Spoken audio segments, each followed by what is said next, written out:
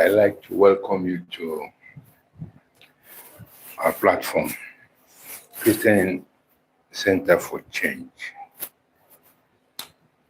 Now, today we are continuing with our analysis of the Gospel of Christ, and we are going to look at Luke chapter 8, verse 40 to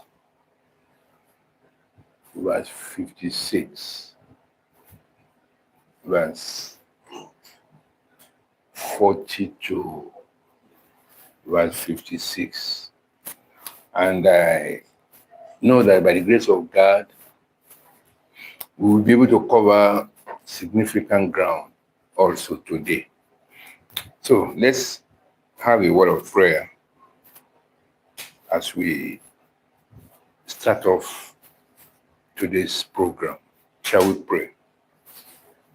Heavenly Father, we want to thank you for giving us this opportunity, auspicious privilege to sit down to listen to your truth coming from the throne of heaven.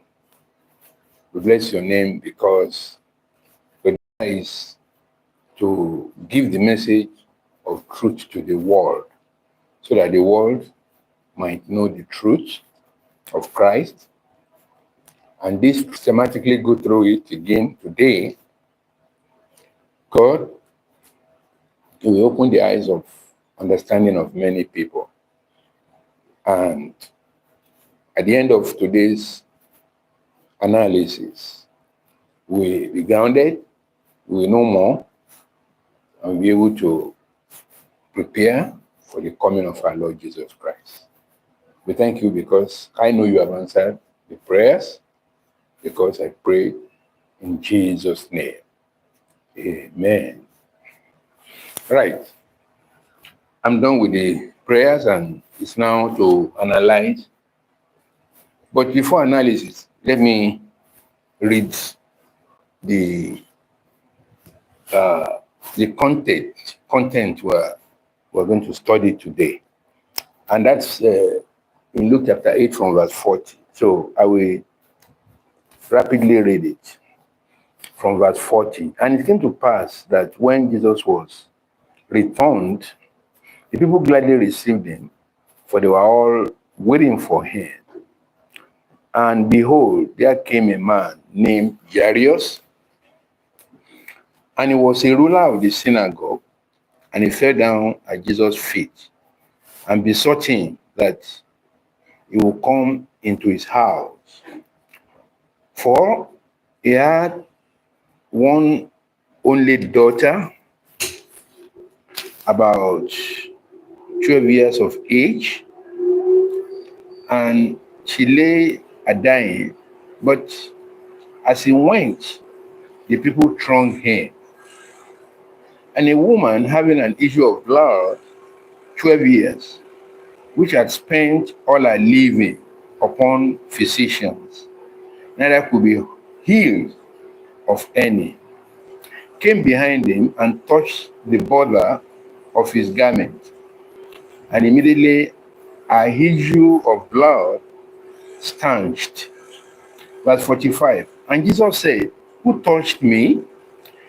When all denied, Peter and they that were with him said, Master, the multitude thronged thee and pressed thee, and sayest thou, who touched me?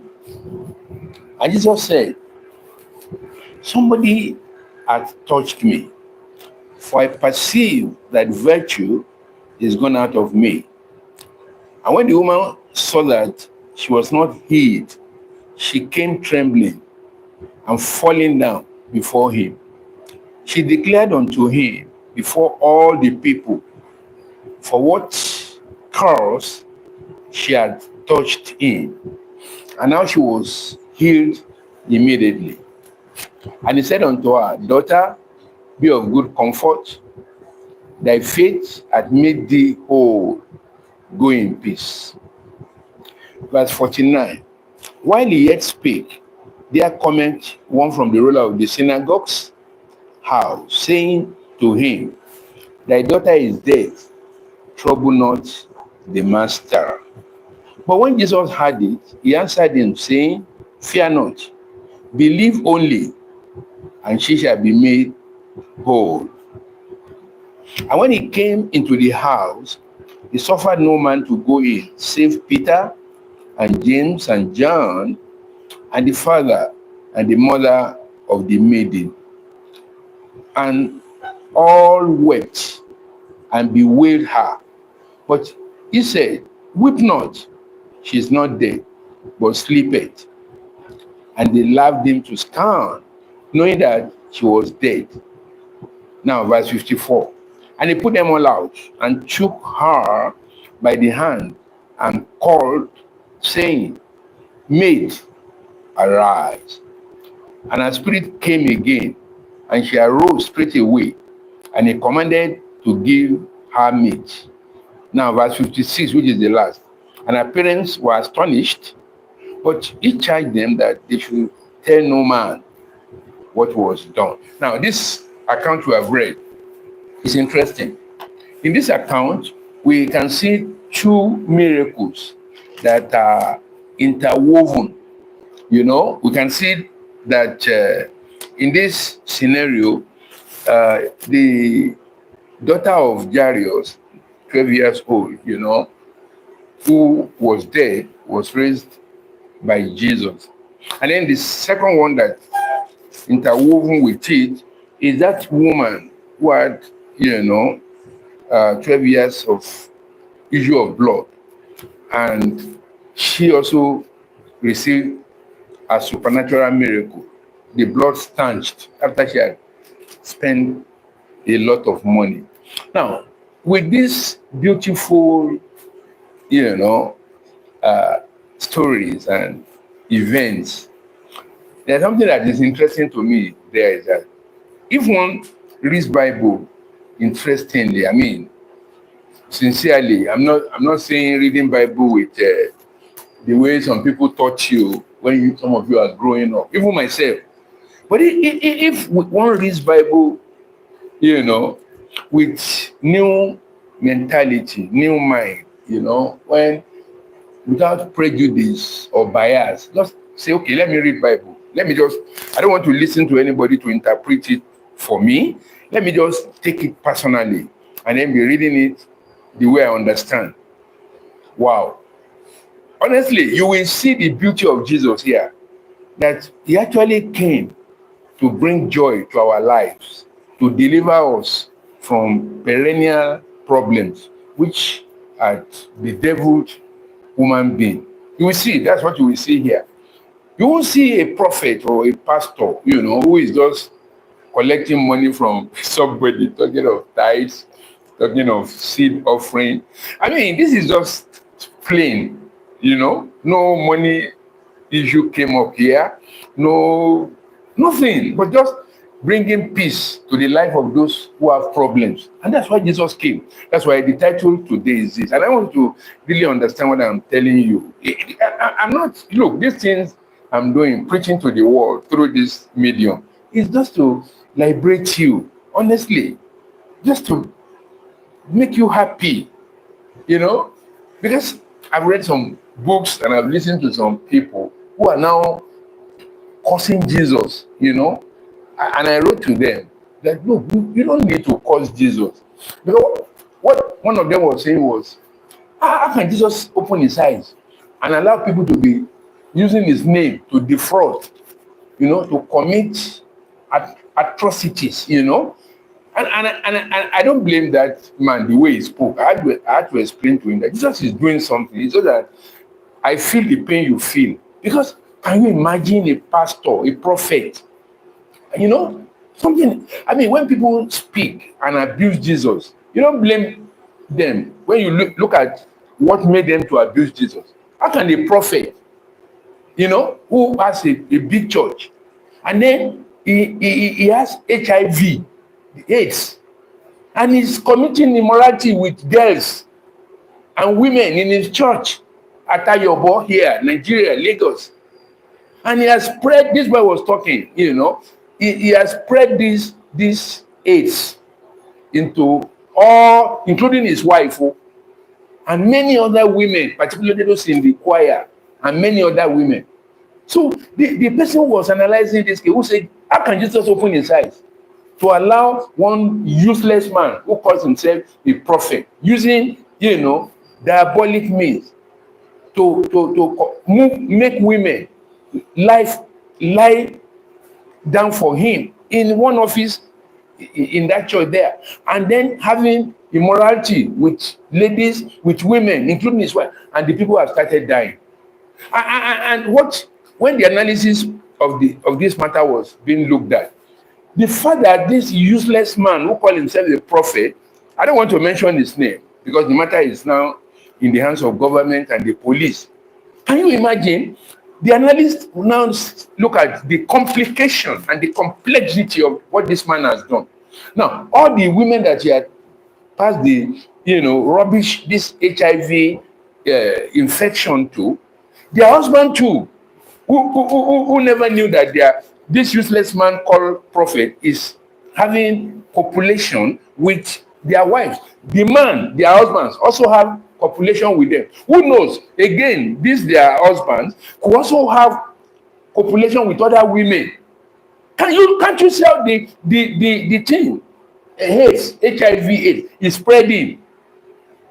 And America has stopped supporting Africa since Trump came in. America has stopped USAID that used to help African countries with grants, AIDS grant, HIV grant. No more grants. So many people are now, you can imagine that many people now are now, into this terrible, incurable disease, And then think about all the girls too in that church who also may have contacted it and then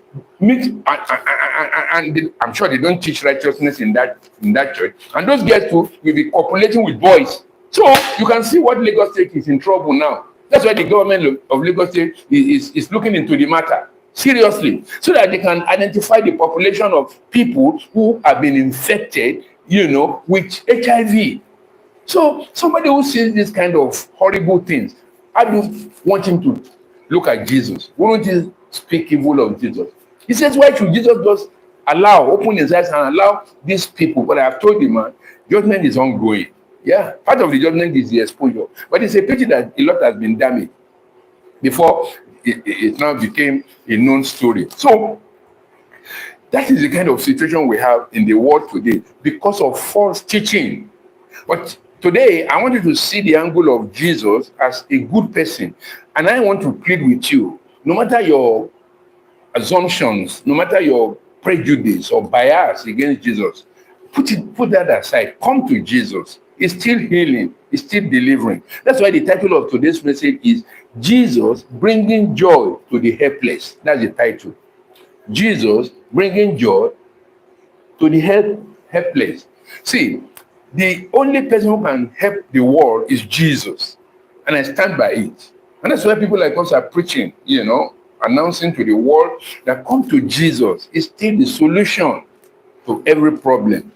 Until we all recognize this, that it's only Jesus who can solve our problems, the quagmire, the challenges, the problems will just remain. And these useless people call themselves prophets. Many they have demented. They have ruined. They have destroyed. But then, if you are still alive, I congratulate you. All right, let's now analyze this events, these beautiful events, and see the goodness of Jesus in this account.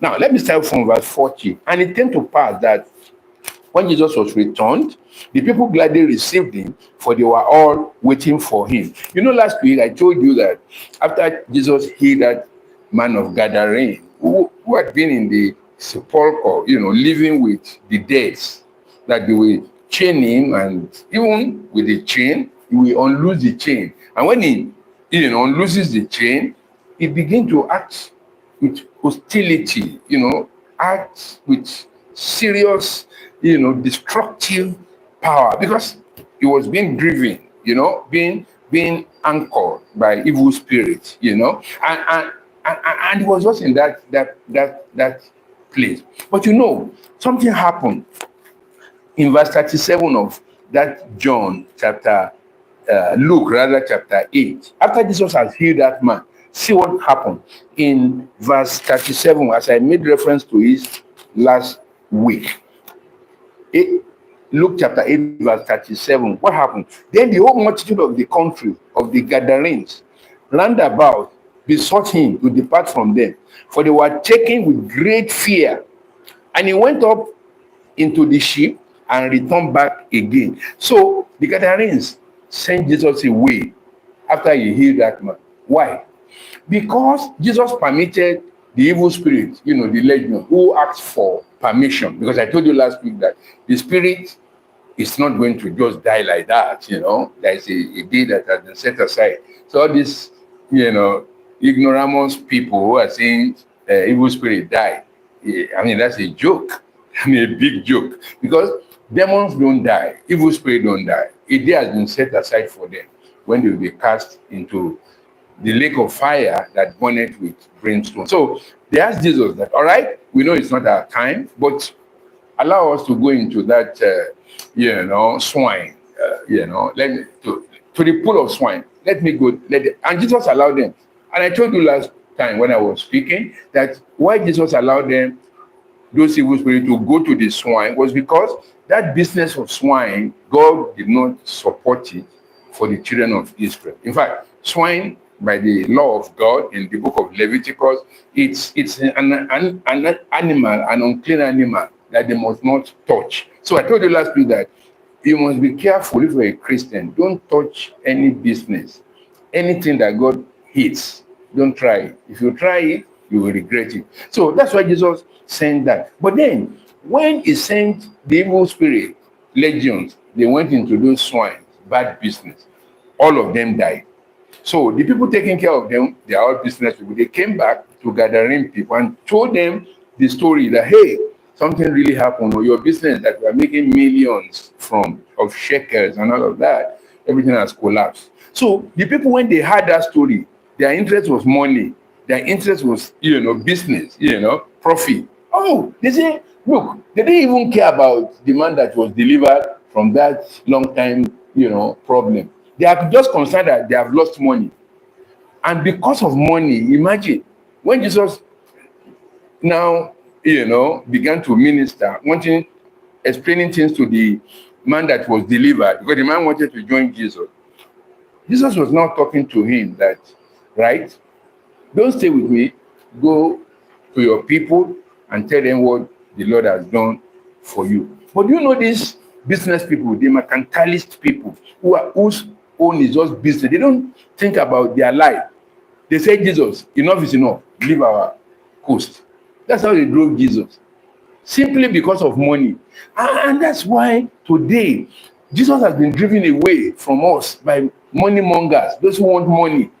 Go to any church today, it's money, money, money. They don't allow people to know who Jesus is. Jesus said, come unto me, all you that labor and heavy laden. They don't allow us to see Jesus.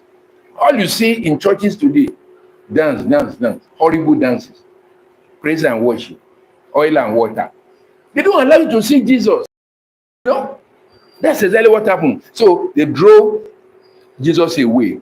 And it's unfortunate, Jesus decided then to return to Galilee, those who enjoyed it. And the people were very happy. That's what I read to you in verse 40. When you really know who Jesus is, you will desire him every time.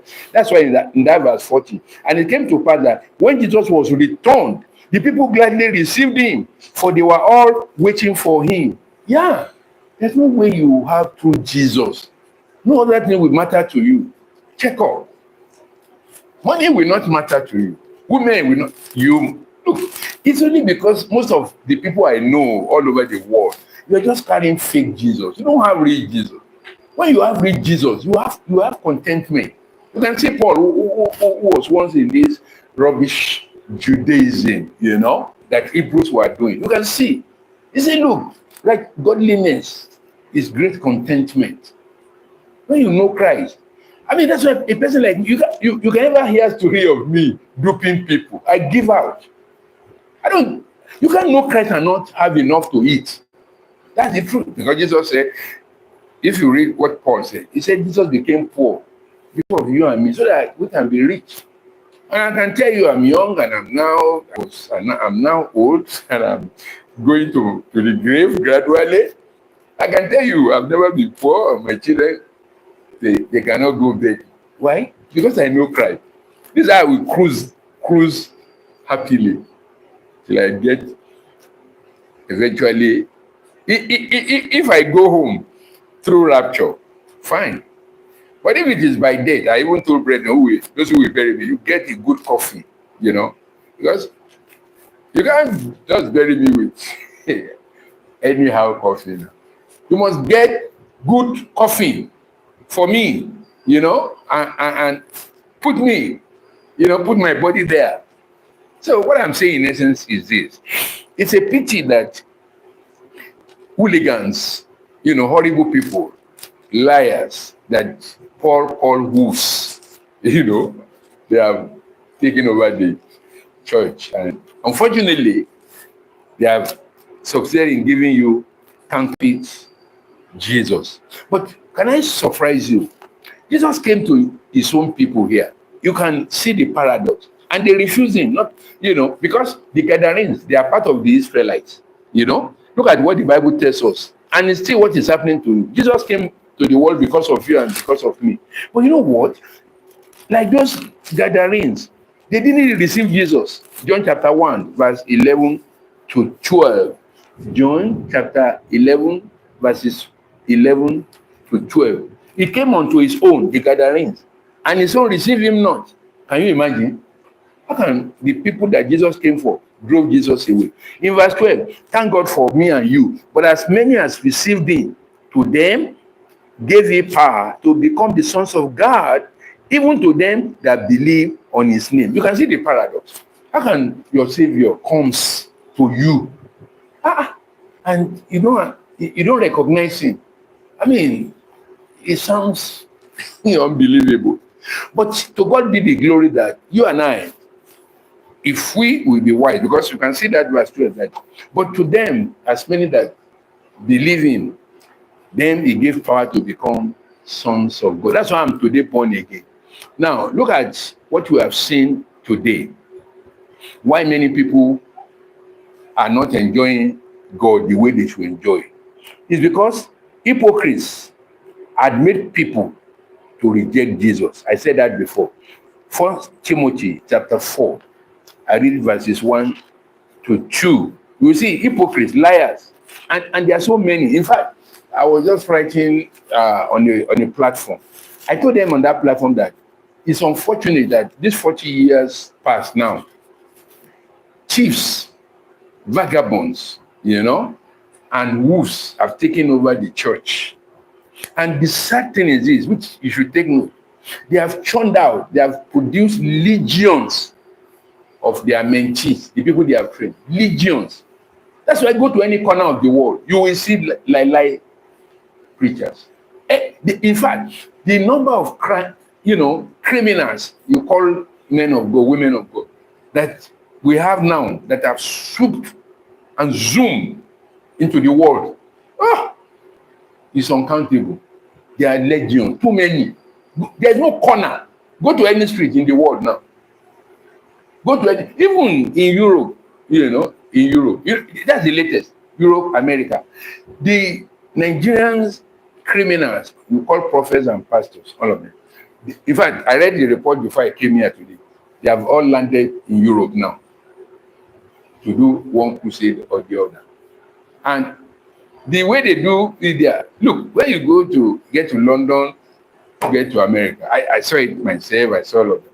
See, the way they do crusade there, because there are many Nigerians all over now, they have rented studio. What do we call studio? Places that will be well, protected, that the noise will not go out. Because if you go and preach out outside over there. If you play noise that is making noise, they will arrest you for what they call environmental pollution, noise pollution. So these rascals who are calling men of God, they have landed in Europe right now, and they have landed everywhere.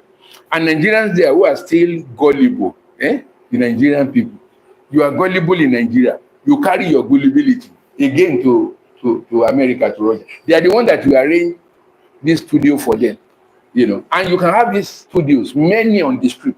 So these robbers, they have joined the American robbers preachers, joined the Italy robber preacher, joined the Philippine of Philippine robbers, prophets. They have joined them. They are staging crusade there now. So it's not a surprise. And the thing is spreading, but then I'm glad God is stopping them. That's the joy people like us have. In 1 Timothy chapter 4, look at them, how they make many people to reject Jesus. From verse 1, now the Spirit speaketh expressly that in the latter times some shall depart from the faith, giving heed to seducing spirits and doctrines of devils, speaking lies in hypocrisy, having their conscience seared with a hot iron. You know why? It's not like some of them were not taught the word of God somehow. But they decided to go to the flip side of it. What's the flip side? Flip side is the money aspect, which is not even part of, of gospel of Christ. The tithes thing. It's not part of gospel of Christ. All this, seed offering. No, oil, water. No. Look, these are alien. When you talk of law, very alien to the grand norm, to the word of Christ. It's diametrically opposite what people are bringing into Christ study, right? Christ teaching. You don't bring Mosaic teaching to the Christian, the teaching of Christ, and that's the flip, the flip side, money side, and that's why you see all of them, get crashing in there. There are too many, but I'm glad God is dealing with them. Continue. In fact, now we are not pleading with anybody to, not to be running after what we're killing. Drink the poison of flip side of money. Your judgment is hanging. They are all eating their breakfast now. I'm glad. But there's room for repentance if you are still alive. All right. Having seen, these ones who have decided to, mess up the message of Christ, there's hope, as I said. Let's now see what happened after Jesus returned to that city of Galilee. I'm reading verses 41 to verse 42. And behold, there came a man named Jairus, right? And he was a ruler of the synagogue. And he fell down at Jesus' feet and besought him that he would come into his house. For he had one only daughter, about 12 years of age, and she lay dying. But as he went, the people thronged him. Now, get something interesting here. You will see that the great man here, you can see his helplessness, the ruler of synagogue. That is the Mosaic, religion. Before Jesus came, God had abandoned them for about 400 years. That's between the last prophet that God sent to them was Malachi. And we are told that between the time Malachi, the last appearance of Malachi, the last prophet, and when John the Baptist emerged, was about 400 years. So they have been suffering for about 400 years. That there was no healing, things were really tough for them. So the ruler of synagogue, which is the water oil mentality, which your life pastors are, bringing to you now. You can see him that he was helpless. And when he heard that Jesus was in town, he rushed to Jesus. And look at him. This is a ruler of synagogue. I want you to listen very well.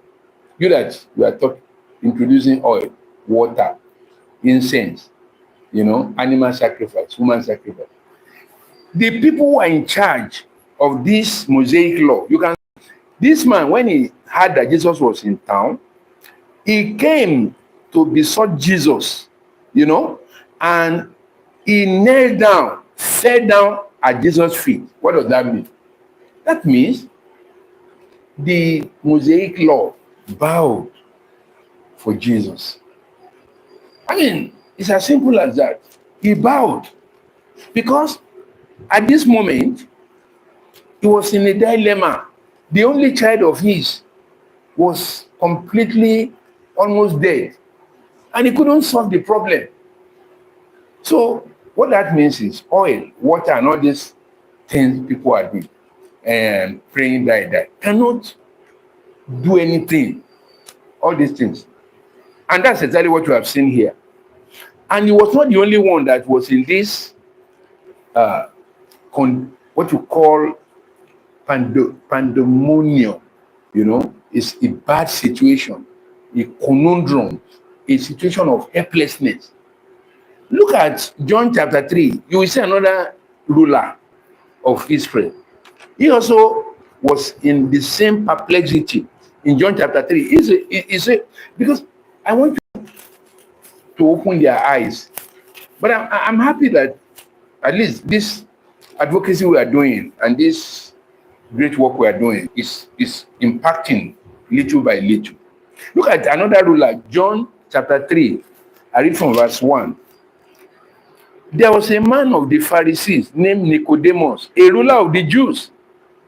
The same came to Jesus by night and said unto him, Rabbi, we know that thou art a teacher come from God, for no man can do these miracles that thou doest, except God be with him. That's another ruler confessing. That's Nicodemus. He's also perplexed about life. Because, see, no healing. Look at it. Yes, they are making money. Yes, they are giving them honor. But they have no peace of mind. They know it. That's why, those of you who are running to all these so-called men of God, these people, they have trouble themselves. They have no peace. These people you are running to, you are even better than them. Because you have not put your hands into all these diabolic things. But they have put their hands. They have no peace. You need to know what they are going through. It's horrific. So going to meet them and calling them my father, calling them my daddy, you are better than them. Okay, I just told you of one of them now who transferred HIV. Is that one not having a problem? And you are going to such, you are calling him daddy. Look, you people should wake up. Stop going to all these people. They have nothing to offer. What they can offer you is death. So Nicodemus was sincere. Today, our own rulers of synagogue, see them in 2 Timothy. Don't go too far. I will show you our own rulers of synagogue now. They are everywhere. 2 Timothy. I'm going to read from verse 1 to 9. So that you quickly, carry your bag and stop going to these useless places called churches. Before you go anywhere, you go and put your head into anything. You pray that God will lead you to a good church. Because there are too many of these criminals everywhere. In 2 Timothy, look at it. Look at them here. I'm reading chapter 3 from verses 1 to 9. You'll be able to see them. Now, this know also that in the last days, perilous time shall come. Are you hearing now? For men shall be lovers of their own selves, covetous, boasters, proud, blasphemers, disobedient to parents, unthankful, unholy, without natural affection, truce breakers. They just cause, truce breakers. They create problem in marriages. They cause problem in churches that want to stand for truth. They will crush. Truth is peace. They break it. Truce breakers. Not only that, false accusers, incontinent, fierce, despisers of those that are good. Now, verse 4. Traitors, heady, high-minded, lovers of pleasure more than lovers of God. Verse 5, having a form of godliness, but denying the power thereof, from such turn away. For this sort are they which creep into houses and lead captive silly women, laden with sins, led away with diverse lusts. Take note of that too. Go to all these horrible assemblies. Majority of people will see they are women. Women. Go there. Go to the mountain. Women. That's why it's easy to transfer all this sickness, into the bodies of women. And women will transfer it into the body of their husband. Go and check up. And another set of people that they catch easily are young girls. Young girls. They just destroy this young girl. At their prime, young girls.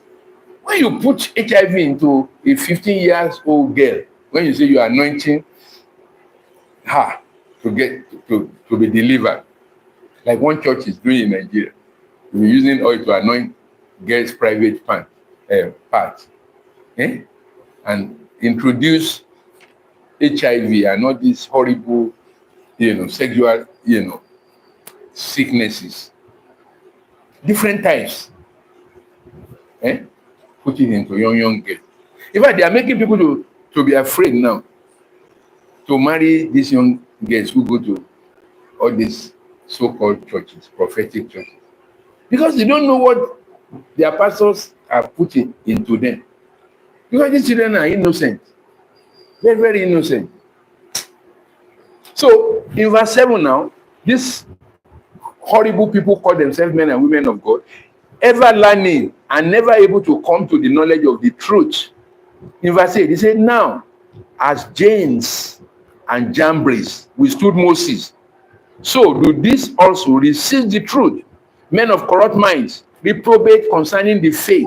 These Jambres and Jans, they are the magicians of, what's the name now? Pharaoh.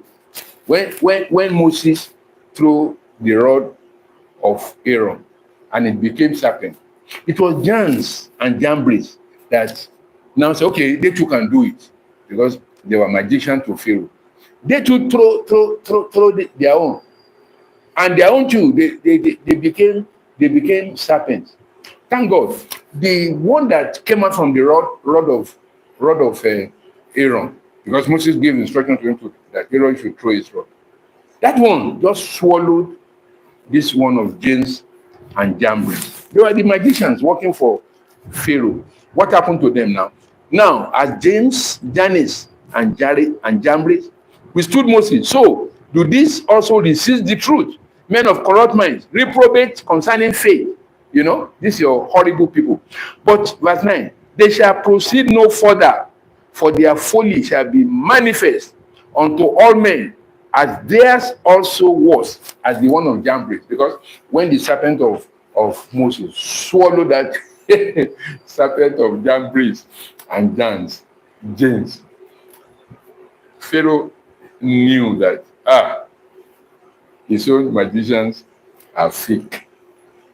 And so, as they were disgraced, so your prophets have been disgraced now. Go to social media and you will see how they are disgracing them. I know what I'm talking about. The way God is disgracing them. God is using young boys and young girls who are well read, lawyers, mechanical engineers, young boys who have just, finished university and now they are working, they are in good position. They are the ones that God sent against these your marauders who call themselves men of God. And they are disgracing them and exposing them with facts that nobody can deny. Yeah. It's getting red now. I'm glad about that. Because these people are just killing people. You can see all the damage they have done worldwide. I thought that man who was saying why Jesus is not dealing with it. I think Jesus is dealing with them. It's just that. I reminded him, one Awazi, who started Zoe Ministry. Today, where is he? Where is his oil ministry? Is he not gone? And he himself, what called Awazi, is down with liver sickness now. I reminded him. Is that the only one? What about TB Joshua? Well, look, when TB Joshua was doing all this akrabadabra, deceiving people, even head of states, and where he was operating in Lagos, I think they call the place Ikotun. The place became a beehive of economic activities. Ikotun, go and check up. In fact, the bankers, they were giving loan to people there. Real estate business was growing. People were setting up, hotels. And the whole of that place became a fantastic city of business. Joshua, all nation church of synagogue. The place was fantastic. And he himself was going from one country to the other. Presidents of different countries, they were coming to him. And everybody was, talking about Joshua, TB Joshua. He will make him like this. Okay, now. When God kill him now. Go to Ikotun now and see. The whole place is now a ghost town. No more all nation. All the people who did something and nobody is patronizing them. The place is now like area where snake and animals are living. All houses they collected money from. In fact, some banks now, I know they lost a lot of money. A lot. Because they gave people loan, heavy loan, to build hotel, 5-star hotel, 3-star hotel. The thing was then beer parlor, and then canteen everywhere. And then people who are small, 1-bedroom apartment, 1 bedroom, so that people can lodge there who want to come and see. Okay, go there now. There, because Google, you see all nations in the community collapse. So I reminded that man, God is dealing with them. He said that you are not careful. The one that is ongoing now, that is on collapse, is the one they call mountain of fire. That one is, in fact, that one is dead already. Because they brought out all the picture of all that alleged criminality of, messing up women. That one is ongoing now. I'm glad. There's a Yoruba proverb which I always respect. What's the proverb? Ilé taba fi itomo iriloma wo. A house that is built with deception will collapse eventually. So if I mark it, all these big churches they are building, you will see everything will collapse with our koro. In fact, something is going. What is going on now about God's judgment? It's terrible. Some are being killed by God Himself. Killed. Even this past 2 weeks, there were 2 of them that were killed in accident. Even the one that is worse is one woman. They are inside a vehicle, and as they were going, there was one terrible rain around northern side. Terrible rain. And as they were trying to turn back, the rain became so heavy that quick flood came. And the flood was so serious that the motor they were inside, whether it's Land Cruiser or whatever, the flood carry everything, throw them into a valley. That's how they died. It's not like I'm happy, but when God is angry, when He's angry, that's why I'm pleading with you liars. Okay, look at the one they call NHA. There's a set of people who are on him now, exposing a lot. Even Deeper Life Church. There's some young people now who are coming up and begin to expose all the intricacies, all the lies, all the, what you call mechanization of, I'm enjoying what I'm, apart from the fact that I'm preaching, I'm enjoying, I'm relaxing. I just turn on social media and seeing all their life. Look. Ilé taba fi tomo iri lo ma wo. Any house that is built with deception will eventually collapse. That's the meaning of that Yoruba proverb. So let's be careful. God is dealing with this horrible people. I mean, as I study the biography of God, as I look at His Majesty, and then I look at His awesomeness, His greatness, His judgment, I see that you can't toy with God. Don't try it. Try it. If you try it, you will regret it.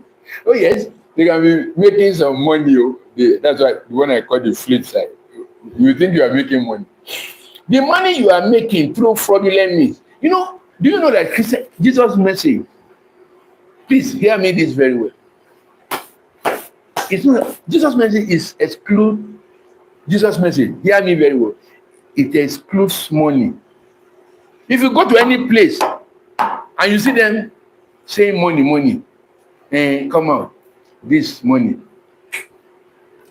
Look, Jesus' message is it's just out of happiness. You say, okay, I want to give this to help the work of God. It comes out of your heart. If they announce, okay, it's time to give to God for the work, if they are bringing the bag to a good church of Christ, nobody will say you must put money there.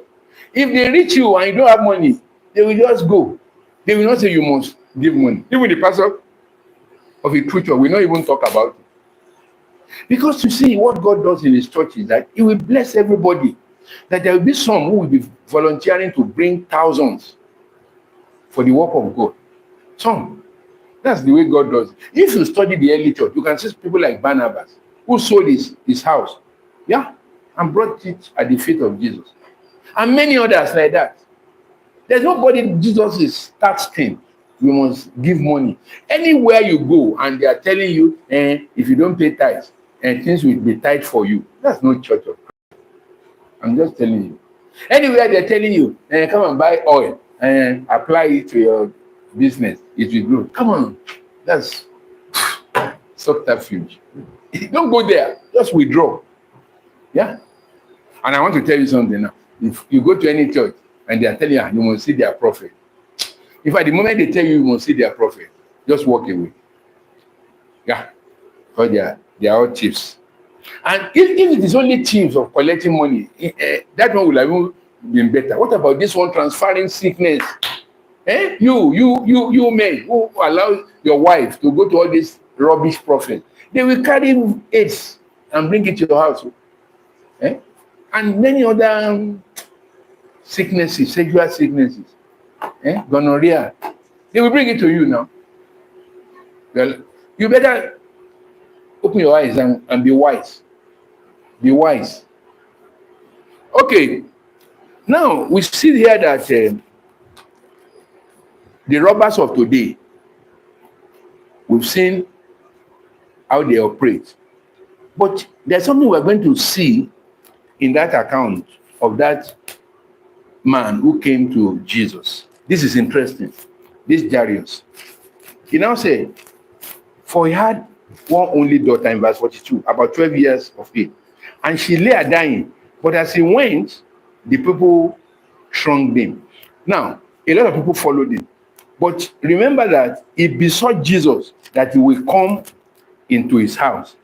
You see, this incident here shows that when you are too ignorantly religious, you won't know how to present your case. I remember the case of a centurion. We've read it in this account, whose servant was sick.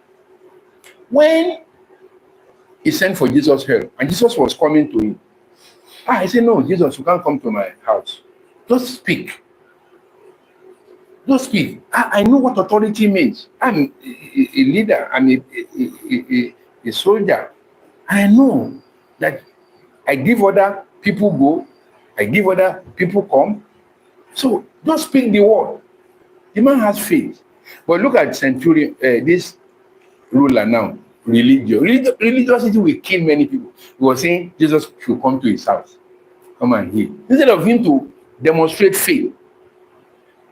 Even when Jesus died on the cross, it was centurion who knew, the centurion that was put in charge of Jesus when he was on the cross. It was a centurion, somebody who was not a ruler of the synagogue, a Gentile, who saw what happened and said, this is the Son of God.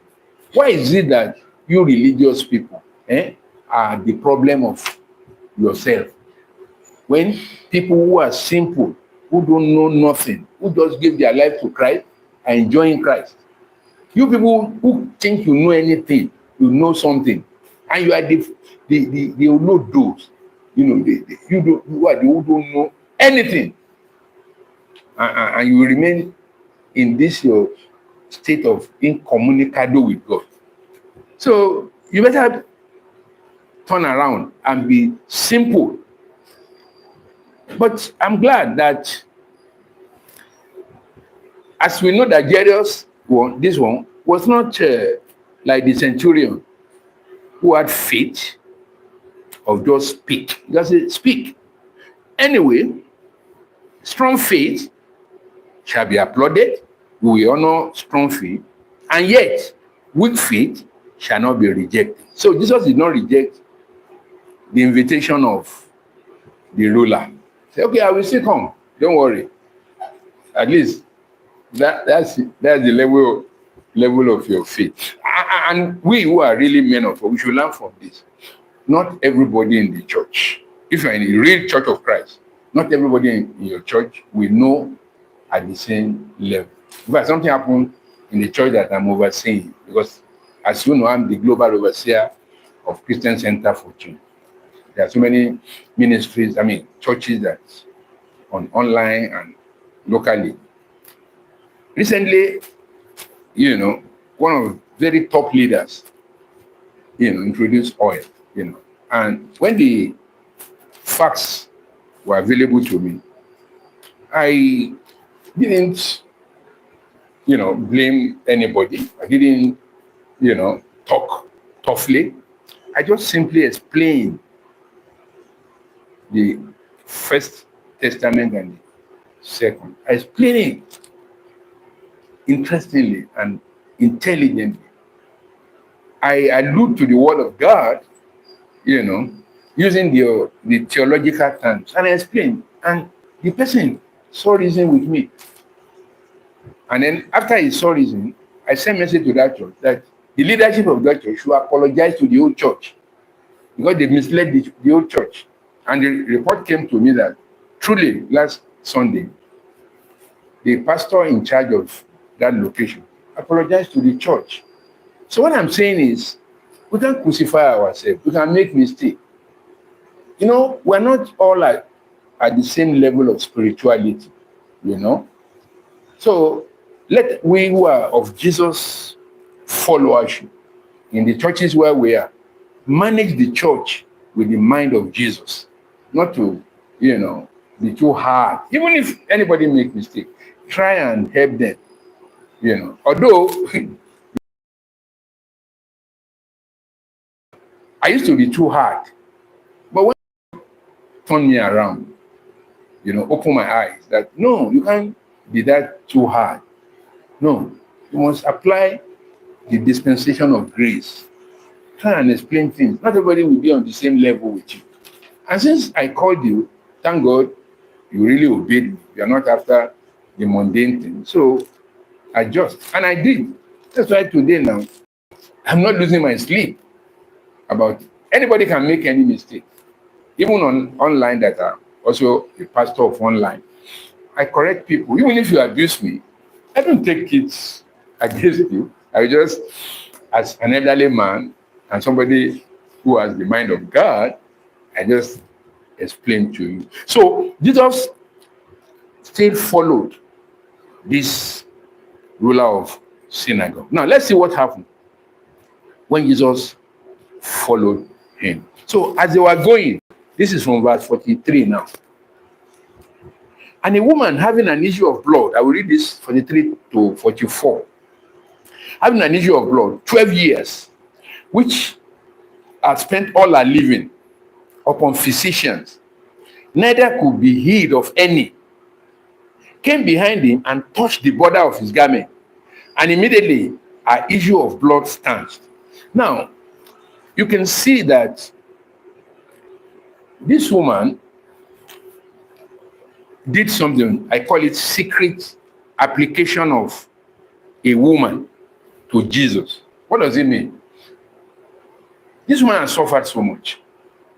We're told that she has spent all she had looking for solution, which means that sickness in her body, is sickness that consume her body and also consume her purse, her finances, because she has been going all over. Every money she got, she has been looking for healer. Because she was having issue of blood for 12 years. You women who always go through menstrual process. Imagine you going through menstrual process unstopped for 12 years. How uncomfortable is that? Imagine, for solid 12 years. So this man, his body has been consumed with that sickness, and it's money too. People are just collecting money. And I'm sure there will be Pharisees who have been praying, but there was no healing. So this man now made up his mind, his secret application, that look, this is an opportunity. I've heard about Jesus. This one I'm not going to ask him. I will just struggle. I will get closer.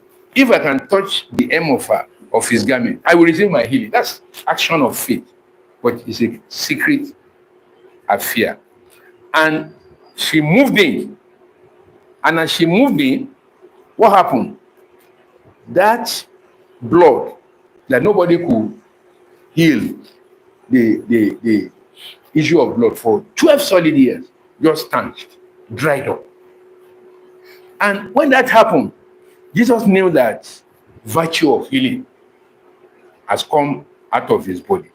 It's a circumstance, helplessness among the people. That's what you can see through that woman.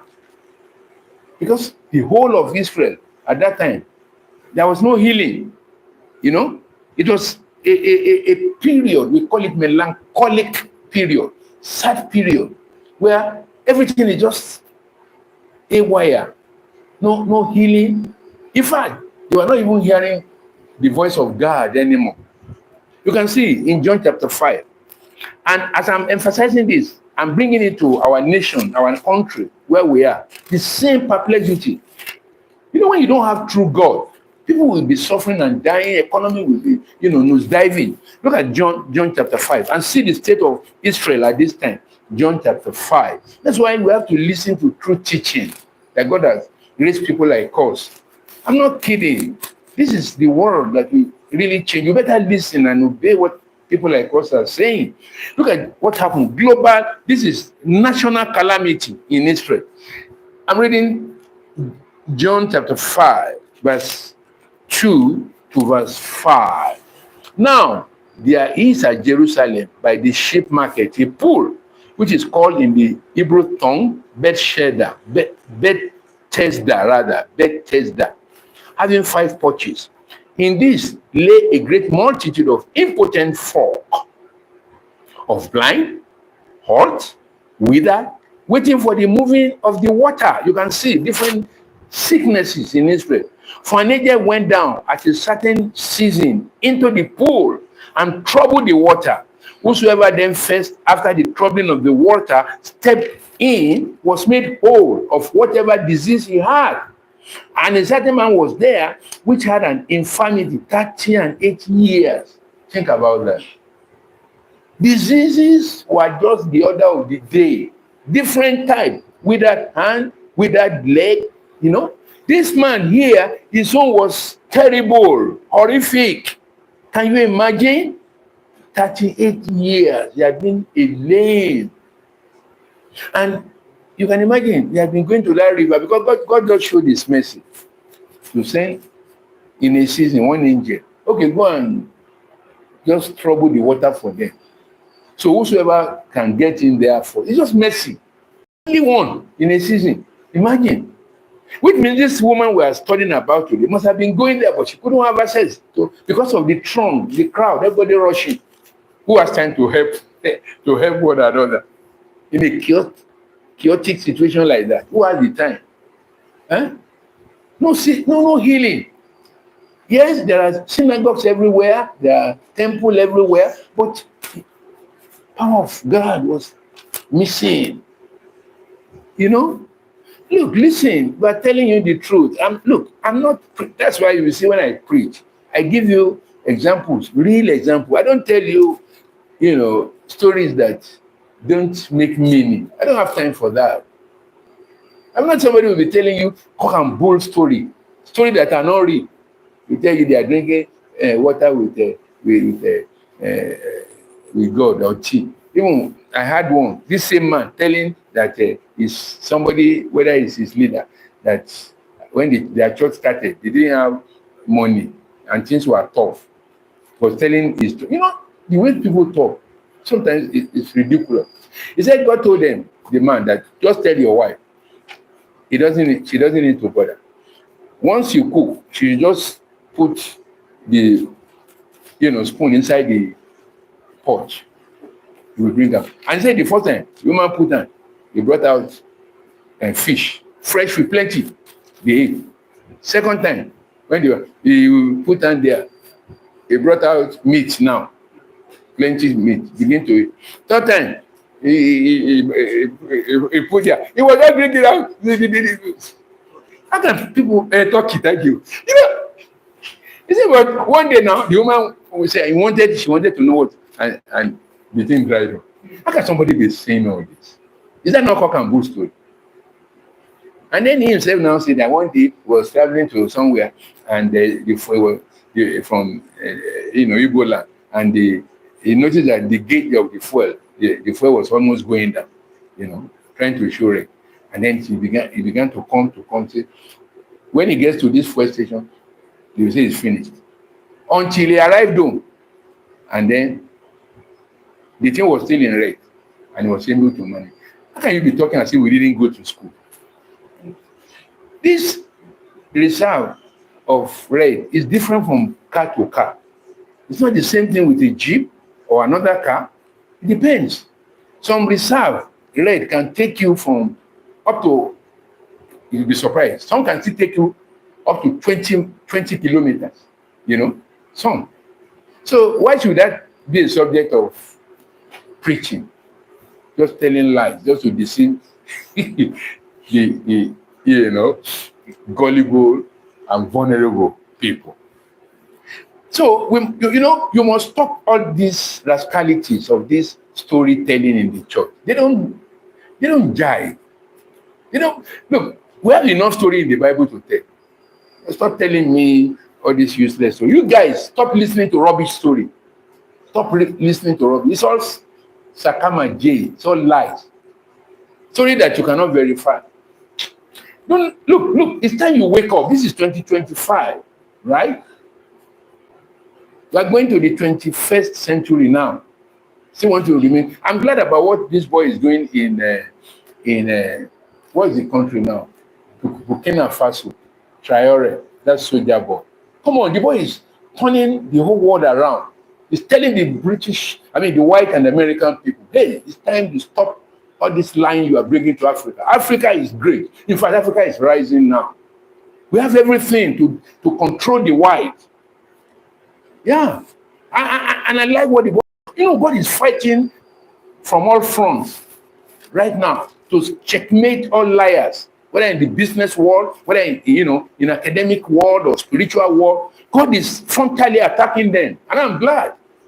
Yeah, that's why people like us are still alive. That's why God allows people like us to go through academics, yeah, and go through business world as well, and now travel all over there. So it resonates with me what Traore, the current military leader of he's a young boy. He just mentioned this. He's just 34 years old. And come and see his brain, the wavelength of his brain. It's powerful. Come on, the boy is doing great. When he wrote out the analysis of the, of the resources in Africa, you will know that God has raised opposition against errors in the world, not just in the church.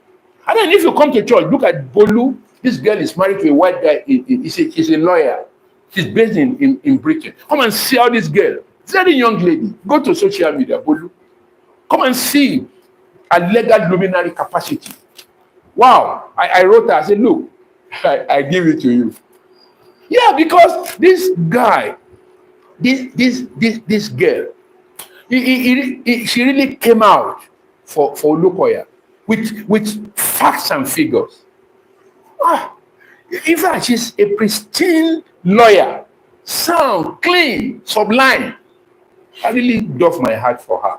And people like me will support this, and I'm supporting her. I'm supporting her. Young people. And I like to see more young people. In fact, the lady came to see me to supply some.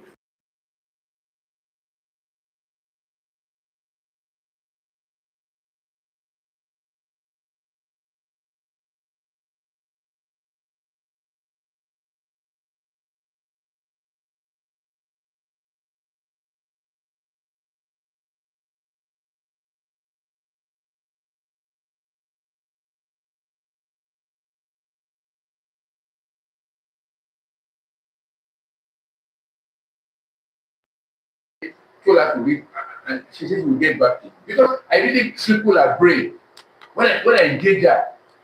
And I love to see more girls, more boys, coming. So you take your destiny in your hands and lose yourself from these liars who call themselves men and women of God. You must be free. Traore is leading the corporate world, the government against.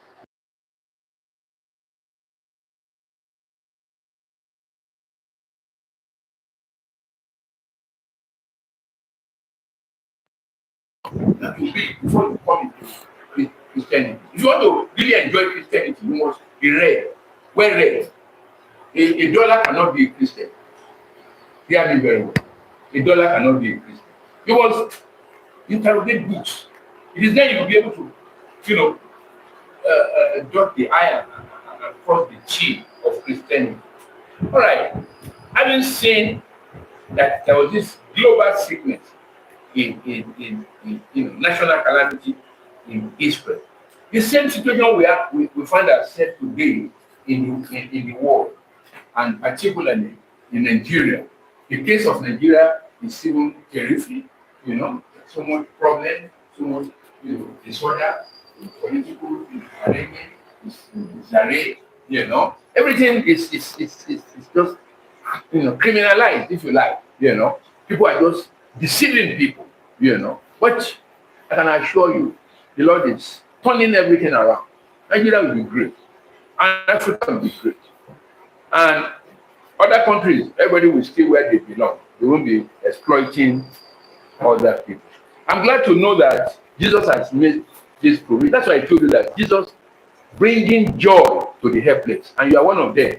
I used to be one of them when I was suffering, and now He has brought joy to me, and I'm exceedingly happy. Look at what Jesus did in Mark chapter 16, because Jesus knew that the whole world is in state of coma, life in wickedness. That's why He empowered His disciples to go and preach the gospel and send this message of salvation, of joy, healing to the whole world.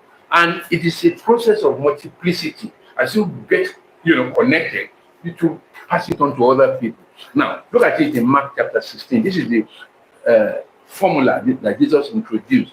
Mark chapter 16.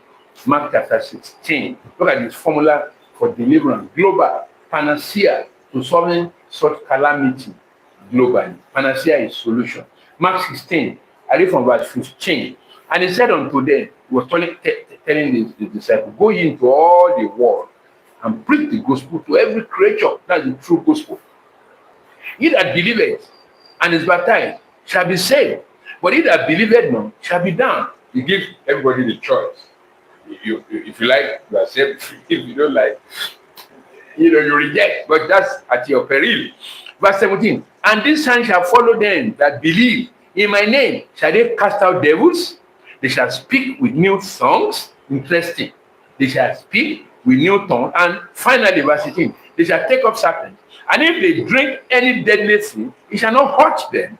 They shall lay hands on the sick, and they shall recover. So this is the formula to liberate the whole world from this global menace of sickness, like we saw in the case of the land of Israel.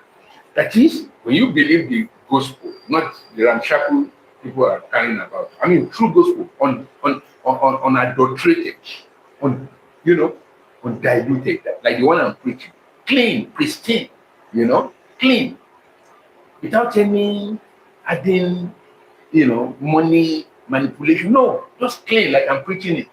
Because I'm not looking for money. I want people to be liberated. So Jesus expects that that's the concept. So he told them, you go and preach, and whoever believes, the beautiful thing is, they too will be empowered. And they will lay hand on the sick, and the sick will be healed. So that it will be, increasing. It will be multiplying. You know? That's fantastic.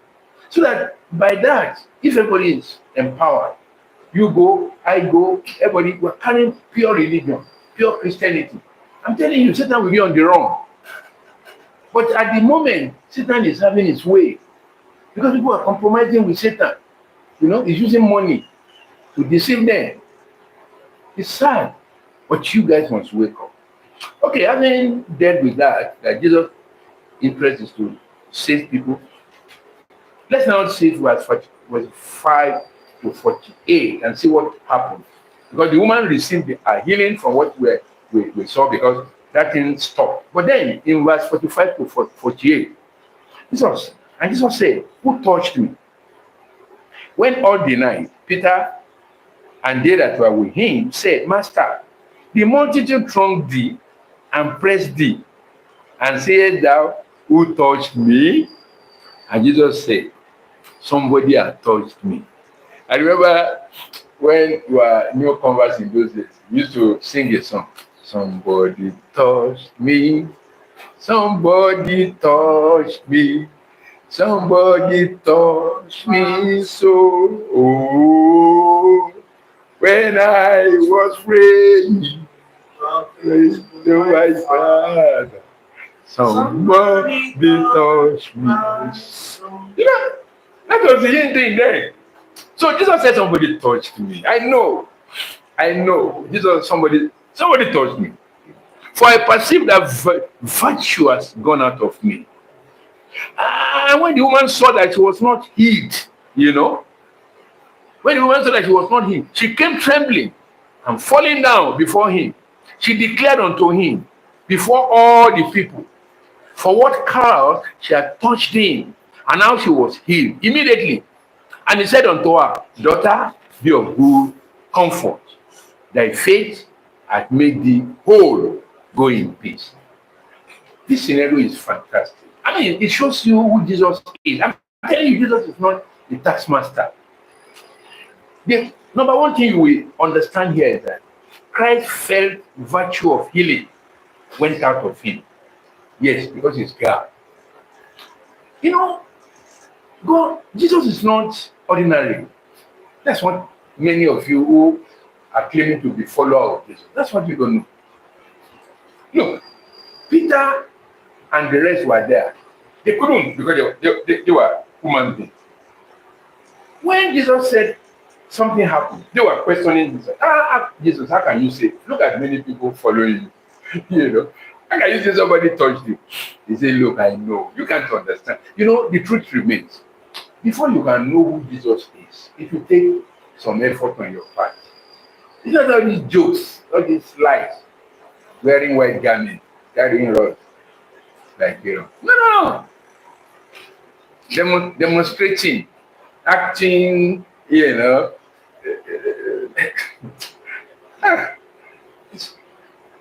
have seen so many, acrobatic display, lies upon lies. You see, all those shenanigans should stop. That's not what you can be. Okay, look at this one. They were just close to Jesus, but they were not. They couldn't, because they have not gotten to that level where they were empowered, where they can discern spirituality. So don't mess me up. Don't mess me up. Now, Jesus said something has happened, and the woman When she knew that she can't hide, she exposed. But why did Jesus decide to question, to want to establish that fact? You know, he spoke about it, not of complaint, but a complacency, satisfaction. Jesus didn't just say something came out of it, somebody touched it, just to want to ridicule that woman. No. Or wanting to collect money like your pastors do when they, some healing, like the one, you remember, I don't know whether some of you had the case of a woman whose hand was so configured in a way that there's a way she can turn it this way, and it will look like since the hand is not good, then there's a way she can also do it, and the thing will look normal. Your Olodo pastors, chiefs, they now rented this woman and carrying her to crusade, So the woman will do the bad one first, and then they bring it to the stage, and then they be praying. That hand, they bring it, turn, and the woman will do what normal. Hey, miracle has happened. And then I say, okay, if you don't want this healing, come out with so amount. Jesus didn't do that. He wasn't asking that for that. That's what your pastors are doing. They even go further. They will go. There's a village in Aba now where they say they rent those who will act as lame. You can't shake. You can't be something is happening on that level. Even some small girls are also going on. In fact, there was one case that is ongoing now. I mean, this thing I read. This one is a pastor in this Igbo area. That's how he came out, was even praying. He now said there's one girl, Faith, that he's saying that Faith, you are going to be millionaire, you're going to have big house. He began to mention this Faith. Ebuka, they call the man of God. Man of God is he. So he began to mention this girl. So when the girl had it, the girl believed her. So the girl now, as she was going, she saw a house, big, very expensive house. Then she went in there. Say, yeah, now Ebuka has professor. Now this is my house. I this girl that way and announced and sold the property. I think so. So the owner has now got to know. He said, Ebuka professor, that is my house. The girl is inside now. I think Ebuka he's made to court very soon. Because deceive you young boys and young. So many misbehavior going on in town. So many. What about destroying marriages? How can a prophet, you come to a prophet, one of them just said, he said this one when she got there, she was about getting married. Then the pastor said, it's not, that man is not yours. Like it's me, because it's right. There's a lot going on. And the lady said that the man succeeded to collapse that because the lady said he went ahead and did the way. But this useless prophet, make sure he destroyed that way with diabolic means and marry that girl until the eyes of the girl.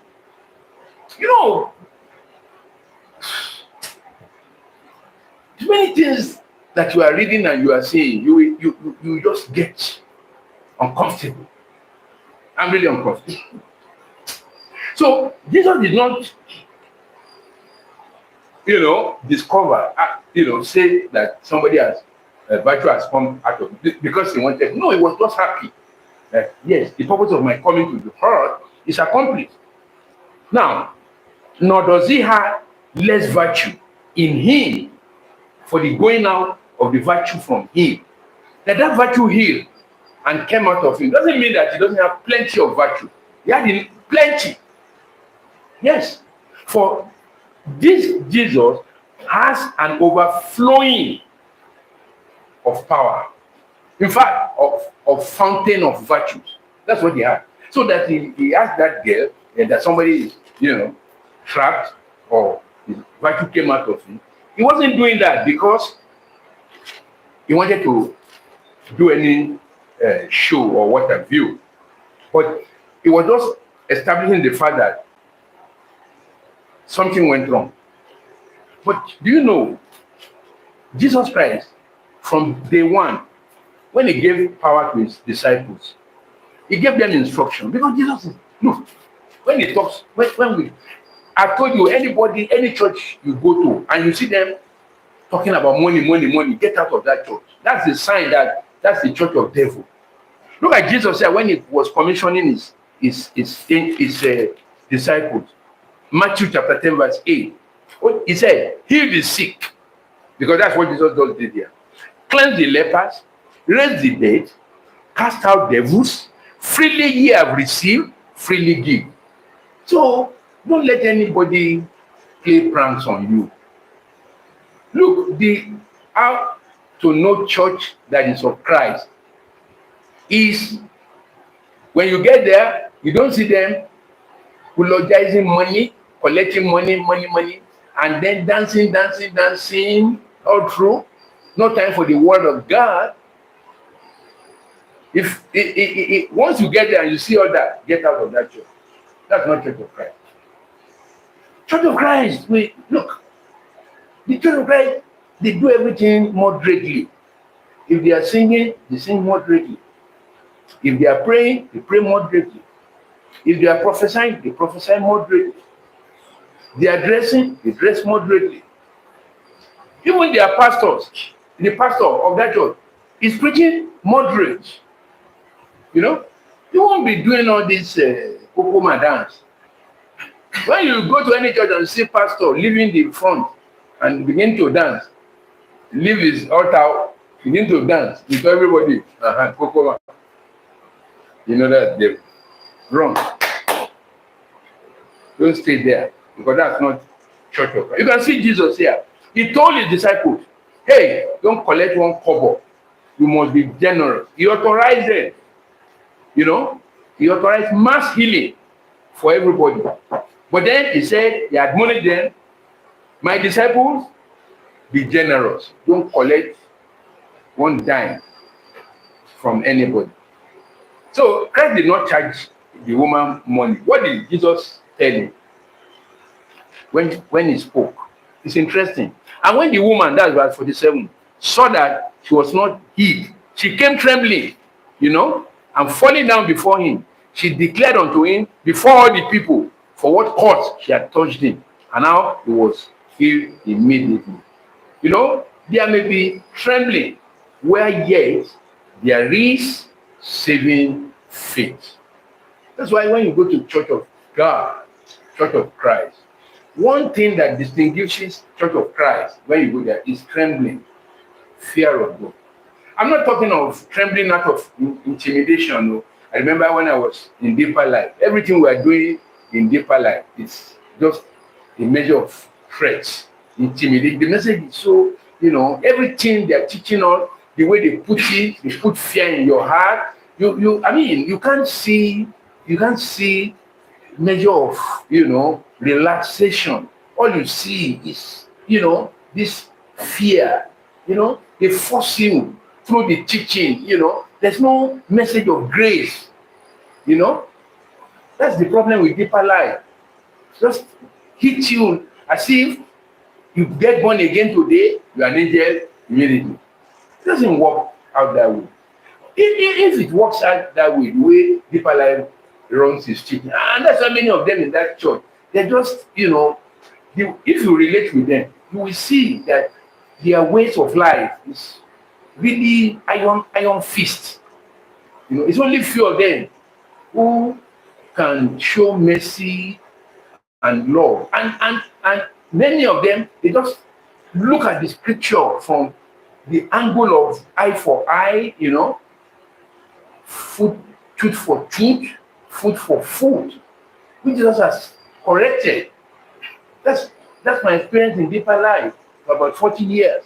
Hard, you know, but that's not it. Even though we're not saying that there should be laxity, you know, there should be life of frivolity, we're not saying that. but should be managed. There must be a balancing act, you know. Yes, correct things. Look at a high net worth disciple like Peter. High net worth. I mean, he was one of the three major triumvirs. That's three people that Jesus recognized and was close to.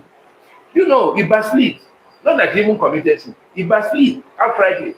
That he called others, let us go a fishing. Jesus came from heaven and persuaded them. And when he first came, he didn't even correct them. Yeah, why did you leave the work I asked you to do? Didn't I say go to the word and preach? No. The first thing he did, is Jesus. When he landed, he knew they had been toiling since morning. He knew. It's okay. Throw your net in this side. And they caught many fish. But look at Jesus. Ordinarily, if it was in deeper light, when I was there, Peter is in trouble. He will go on discipline. They will, in fact, for years, Peter and those people who left the work of preaching, they will never smell leadership again forever. Yeah, that's deeper light. But Jesus now made them to catch fish. Now, after they have caught the fish, what did Jesus do? Jesus did not even take out of those, full of fishes they caught. Jesus had already prepared bread, hot bread, hot fish. He put fire there. The thing was hot. And I used to follow my mom's sister. I used to follow her to collect, when our husband goes to the sea, because the husband was a fisherman. So early in the morning, around 4, I was living with them. We called me and said, let's just go and meet Baba, our husband. Because they have gone to the sea since 9 to catch food. So by the time we get there, the place will be cold. And then the people will come down, we begin to bring out the fish, and then we put everything in the pot. That was the time that Jesus appeared to these people. Can I tell you, when you see something hot at that time, like bread and hot fish, have you had barbacoa before? I don't hot barbacoa, very cool, right? With hot soup, and then coffee with small hot bread. I used to enjoy that when I was in France, When that thing comes hot like that, and France was, their weather there is cold there, winter. I travel. So if you enter the place and they brought out the thing and you start enjoying yourself, that's the kind of barbacoa they Jesus prepare. Prepare for Peter. Peter, I did that. When they saw it like this, they can't even remember it. They ate very well. When they eat, they are satisfied. And then they have caught many fishes. Jesus now called Peter. Peter, come. Do you love me? That's it, now. You know now. I love you. I said, okay. Follow. Feed my lamb. Okay. Second time. He said, Peter, I'm still talking. I'm not finished.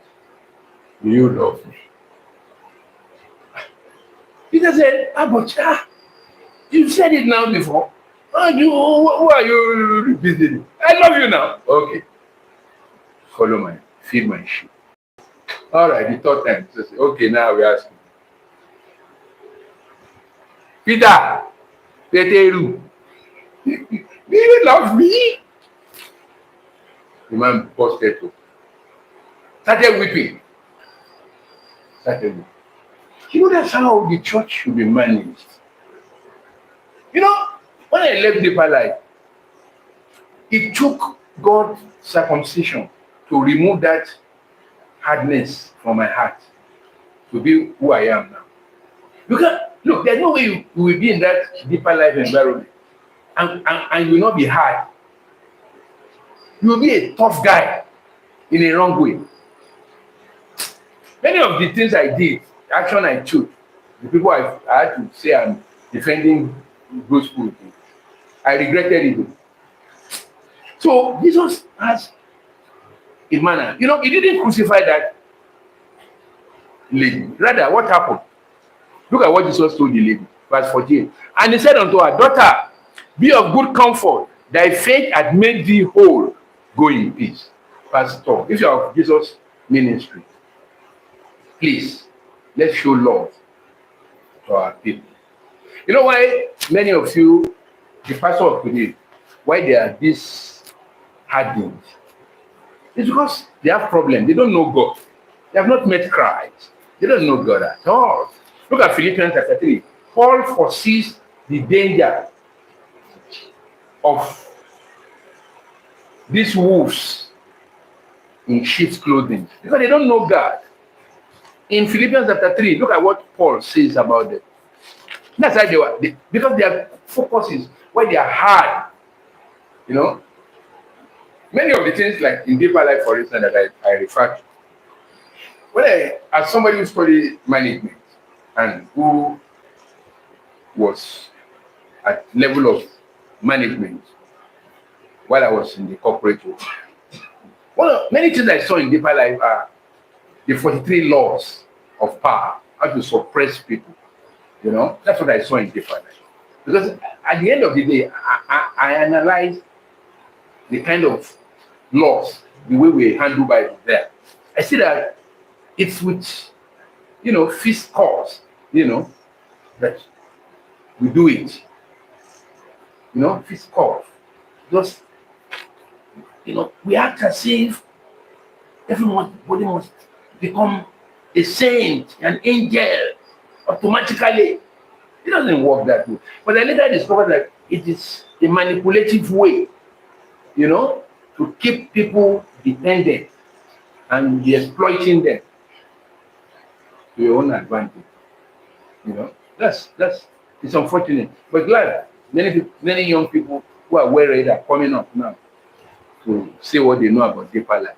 In Philippians chapter 3, verse 18 to 19, for many work of whom I've told you often, and now tell you, even weeping, that they are the enemies of the cross, whose end is destruction, whose God is their belly, and whose glory is in their shame, who mind earthly things. So, as many people who want to adopt the worldly methodology into the church, no matter whether they are genuinely saved or not, they will eventually resort to all this, you know, fist cough, hardness, you know, no mercy, no pity.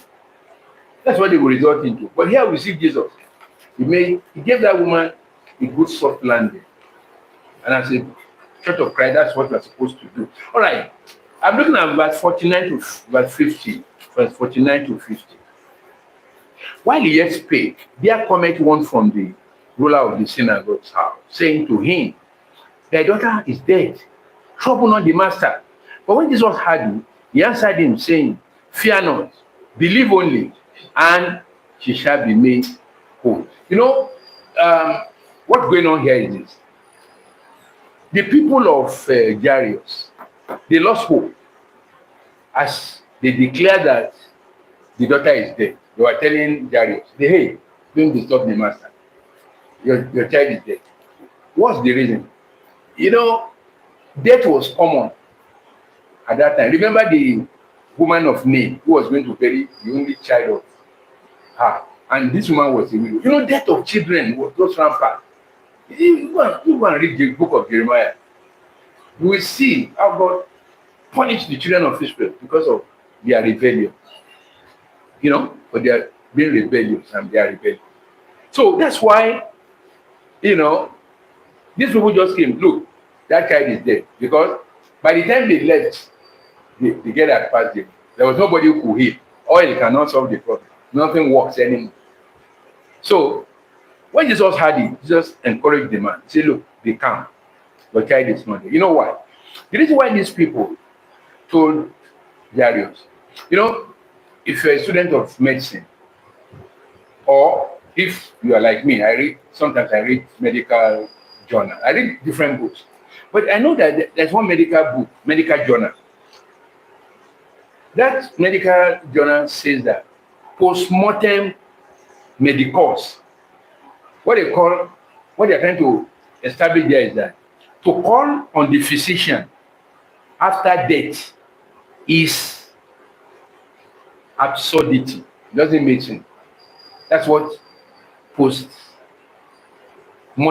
medicals. That's what it means in medical jargon. That when somebody is dead, why do you need a physician? It's absurd for you to call a physician. But in the case of Jesus, that's what Jesus was telling this person. Don't worry. Be of good comfort. See, but not with Jesus. The postmortem Christos, that is, postmortem of Jesus. When you call Jesus to your house after the death of your child, it is life that before you. Yes. That's the post-mortem Christos. That's the Latin. This one is different too. It is medical jargon principle that says, okay, you don't call the physician when somebody is dead. Well, it's absurd. But Jesus, we raised. Look at the case of Lazarus. He was dead for 4 days. And when Jesus came there, he raised him up. You see, that's the Jesus we are talking about. Not this Jesus you are hearing. Every Jesus that they have been preaching for the past 4 years is bankrupt. I say bankrupt. Because it's worsening. Because it's fake. That's why nothing great has happened. Nothing. It's all stealing, fleecing of people's money, messing up women. That cannot be Jesus. That can never be Jesus. Look at Jesus when he was invited to somebody who has died for 4 days. Look at what happened when he got there. John chapter 11. I'm talking about Jesus. I'm not talking about this funny Jesus that they have been preaching to you. Don't mind them. Like, if I had my way, honestly, I just close all these churches. Close everywhere. They are just nonsensical. In John chapter 11, I'm reading verses 43 to verse 44. And see Jesus, when you call him after death, see what he does. This is Jesus. Verse 43. And when he thus had spoken, he cried with a loud voice, Lazarus, come forth. That's a dead man. And he that was dead came forth, bound hand and foot, with grave clothes, and his face was bound about with a napkin. Jesus said unto them, loose him and let him go. Yes, that is Jesus, postmortem Christos. That's Jesus. We raise you up to know him. So let's introduce new Jesus that will turn the whole nation around for good. That's why I said, bring in Jesus, bring in joy to the helpless. That's my message to you today. It's ready to have you if you are ready to accept him. He was prepared and he encouraged that man, don't worry, the child will be healed. In John will be raised. In John chapter 3, John wrote about what Jesus said. And hear it now. You have the opportunity to give your life to Christ today and enjoy through Jesus from fake Jesus that deceived you with. Verse 16, for God so loved the world that he gave his only begotten Son, that whosoever believeth in him should not perish, but have everlasting life.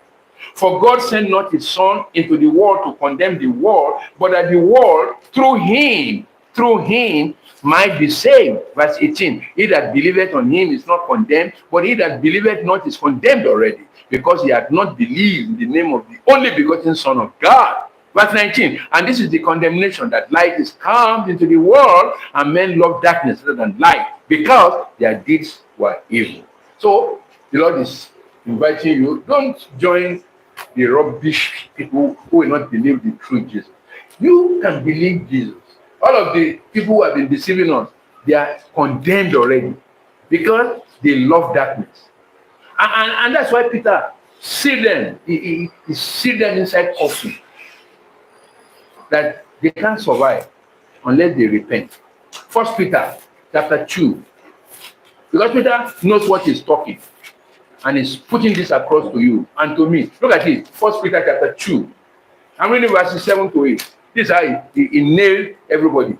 If you are on the side of Christ, then you are lucky. But if you're on the side of this demon, these devils, you are in trouble. First Peter chapter 2, look at verse 7 to verse 8. Unto you, therefore, those who believe, which believe is precious, that's Jesus. But unto them which be disobedient, the stone which the builders disallowed, the same is made the head of the corner. Those who are doubting Jesus. And that's why they are dying in their throes now. Then, verse 8. And a stone of stumbling and a rock of offense, even to them which stumble at the word, being disobedient, whereunto also they were appointed. Can you see? So if you disobey, you are appointed to destruction. You are following this their fake religion. You are appointed to destruction. But you can change it too. You can change it too. Because before I close, I will give you that instance. Don't think your own is over. Are you hearing me? That chief, male factor, two of them. They put one by the left of Jesus, put one by. But there was one of them who his own, they have appointed him to death. The judgment has been given. But the man repented. He told the other one who is appointed proper to go to lake of fire that boiled with brimstone. That one was harassing Jesus. And this one, how can you talk to Jesus? We know we committed this sin. But this one didn't commit that sin. He said, Lord, Jesus, Lord, when you get to your father's house, remember me. Jesus said, what do you work with? Your head is correct. Today, you be with me in part. So, even if you are appointed, God can change your situation. Now, let me run that.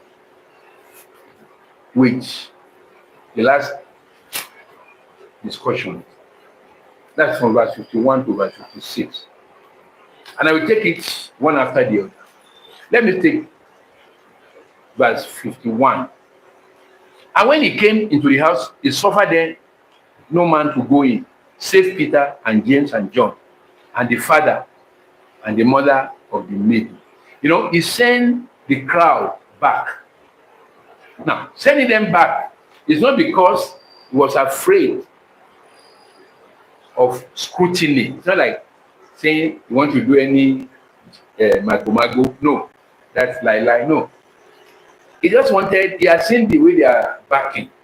He see that this one, they are not, because they don't demonstrate faith. But he took three that he was training. That's John, James, and Peter. These are triumvirate, friends of him. That these disciples, these three of them, was close to them, intimate with them. He was trying to build them up so that they can be useful. That's why he took them to the Mount of Transfiguration. But unfortunately, they disappointed Jesus.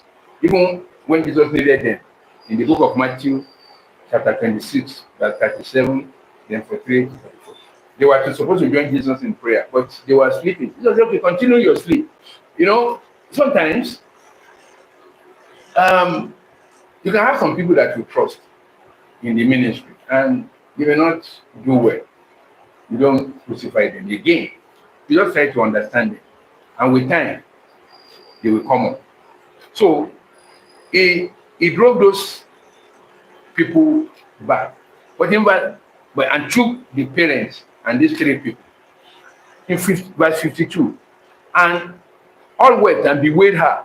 But he said, weep not. She's not dead, but sleepeth. And in verse 53, and they laughed him to scorn, knowing that he was dead. Now, when Jesus got there, he told them, weep not.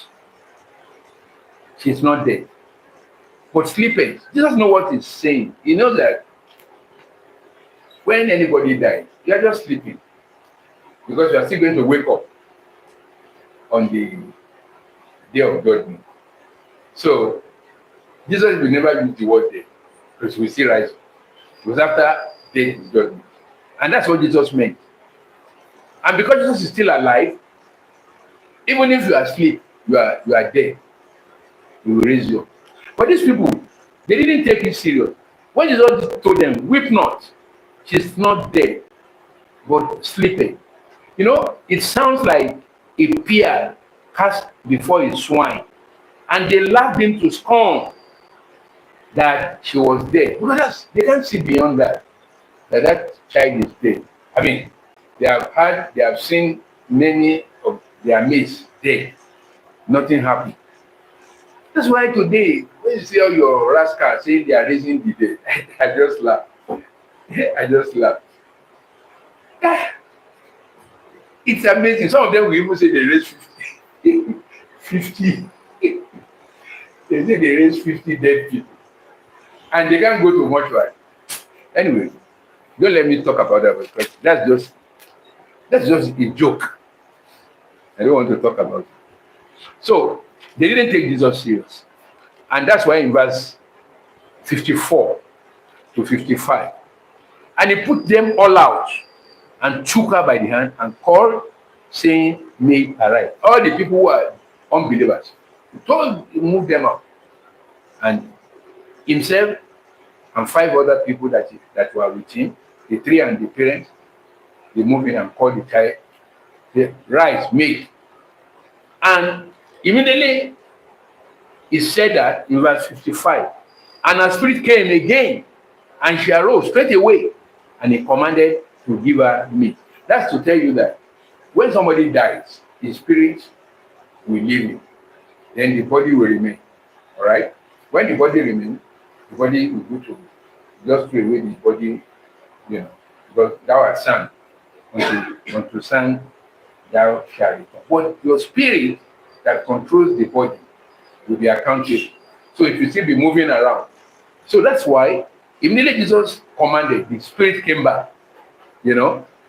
That's another study of demonology, but I don't want to go into that.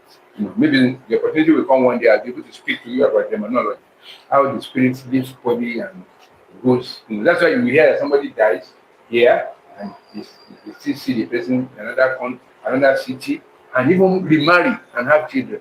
That's under demonology. How to. But I don't let me go into that because that's the deeper part of spirituality. Because you might be surprised that your wife or your husband is a dead man that you have married. Honestly. Because you will think that person you are married is, you won't know she has died or he has died before. Because it does happen. Don't let me go into that because that's another deep theological study. I don't want to go into that. Let me just settle with this beautiful message. So in verse 55 now, you can see he said they should give food because when your spirit comes back, it reactivates your body. And when the body reactivates, then you want to eat so that the flesh can come back, so that the system can begin to work again, and then you begin to breathe. That's why I say, okay, feed the child now. And they fed the child. Now, in closing there, in verse 56, and her parents were astonished, but he charged them that they should tell no man what was done. This is modesty of Christ. He was still building up his reputation, so he didn't want noise. But the question you will ask is this: if Jesus is this good, if his message is bringing joy, why do we get into this labaloo, this criminality?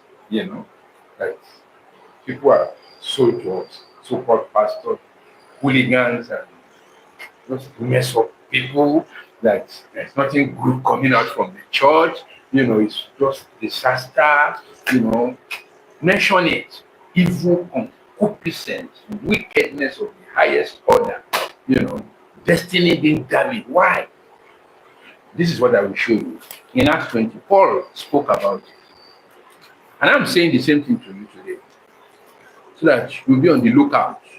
And let's demobilize all these liars, all these churches. Let's demobilize them because they are irrelevant. What they have brought to us is fake Christianity, fake Jesus. And that's why we are not getting results as a nation, as a family. That's why. Look at what Paul said. He gave them this warning when he was living there in Ephesus. In Acts chapter 20, I read from verse 28 to verse 31. Acts chapter 20, from verse 28 to 31. Take heed therefore unto yourselves and to all the flock over the which the Holy Ghost had made you overseers to feed the church of God, which he had purchased with his own blood. For I know, take note, this, that after my departing shall grievous wolves enter in among you, not sparing the flock. Verse 30. Also of your own self shall men arise, speaking perverse things to draw away disciples after them. Verse 31. Therefore, watch and remember that by the space of 3 years I cease not to warn everyone night and day with tears. You know, Paul knew what will happen. He said, look, this grievous will come in. You know, and some of them will be men among you. They will arise. Is that not what we are saying now? You know, Paul warned the Ephesian church of some disappointment, and that's what we have seen now. Today, see the whole world. See my own country, Nigeria. You look, there is no streets in Nigeria that will not find at least 5 churches. Nigeria. 5 churches. And if you go into all those churches, 75 or 80% is young girls and women. No factory. If you see 5 churches, to see one shop looking for electrician, you will almost you will walk. Not to talk of blogger. Yeah, you can't even find blogger like that. But church, everywhere. Because they know it's all about cheap money. You go and struggle. I'm going to this type. I'm going to give. That's all. Until Nigeria now. Nigeria is the poorest now in the whole of Africa. Why? A country that used to be giant of Africa. What is Nigeria now? Dwarf of Africa. If I dwarf of the whole world. You see, these grievous wolves we have them. You know wolves. That's why they are chopping you. You know wolves, grievous one. Even if it's not grievous, they will chop bone. Wolves, they used to chop bone. That's why they are chopping you women. They chop you women. Yeah. And girls. They chop boys too now. All right. It's been nice being with you. I think today's one is good because it's going to last for 2 weeks. So you can be watching it little by little. Till if Jesus tarries, I'm not coming back until June. You know. So this one will take you through to June. So don't complain that it's too long. It's not long. It's for 2 weeks. If it's 1 week now, we say 1 week is too short. But two weeks. We are grateful to God for giving us this strength to be able to do what you have done today. I pray that God will help you to take the right decision so that you can have the true Christ and begin to enjoy your life. God bless you.